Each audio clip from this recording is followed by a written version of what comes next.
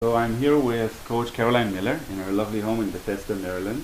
Thank you for giving me the time for the interview. I'm honored. Caroline is a best-selling author. Her most recent book, Creating Your Best Life, came out about 2 years ago, right?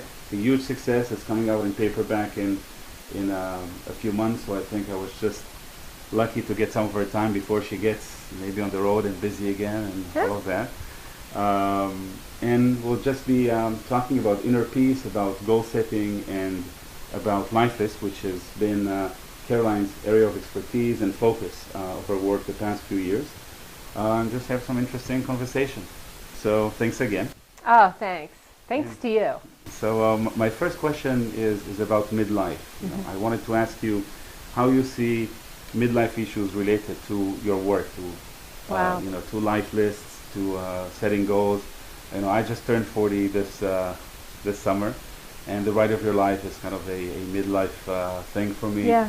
Like a lot of men, you know, and I had to get something, so I bought a motorcycle, and that's pretty safe. and you know, just kind of wanted to get your take. Is it the best time to do those things?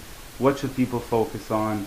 And how do they relate to This is such a great question because I do see this a lot in my work, and I cover some of this in Creating Your Best Life. There's a time in our lives when we biologically go through what's called a midlife review.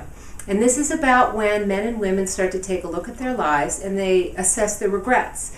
And regrets are very normal and they're very common and we all have them. However, what differentiates us from people who don't age with as much well-being are you either look at the regrets and you get more and more bitter because you don't do anything to change it. You just live in the past and you ruminate, you know, what if I'd taken that job? What if I'd married that guy?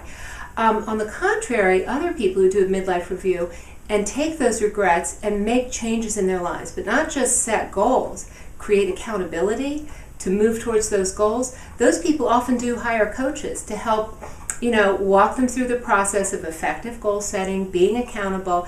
I watch people give birth to dreams like this, which I love. I just love your goal. Every day. And I feel like I'm watching babies being born, but people regenerate themselves with big goals like this. And this is biologically the time people do it. So I wanted to ask you also about strength and resiliency. Because we talked about going on the road and kind of using that metaphor. I was like, this is only my third day on this trip. So I don't know. And it's nice weather too. And the weather is awesome. Yeah. But there's going to be, there's going to be rain. There's going to be wind. Actually, it was even like yesterday a little windy. I'm like, this is shaking. And you take that first step. There's always that risk that if you're not strong enough, when you face those challenges, you're going to just withdraw and then really anchor yourself where you are because you're going to be scared to death of kind of leaving that comfort zone again. What can people do to kind of train themselves? You know, can you write down kind of smaller goals, easier goals, kind of do it gradually? What do you think the best way is to go about it? The first step, right? Well, I address this in the book actually, and there's a real correlation between taking physical risks and learning to take emotional risks, because resilience and the quality of grit, which I think might be even more applicable to what we're talking about here, a really tough, big goal with a lot of different steps. It's going to require a certain amount of grit, but you do have to take small steps. It's like, the rubber band has to get stretched and then it has to come back. You have to go outside your comfort zone and come back. So you pick smaller goals. Like I wanted to compete again in swimming. Because when my career ended at 19, it was really a flame out with a serious eating disorder. A lot of things just ground to a halt because of my eating disorder. In my 40s, I began to introduce those things back.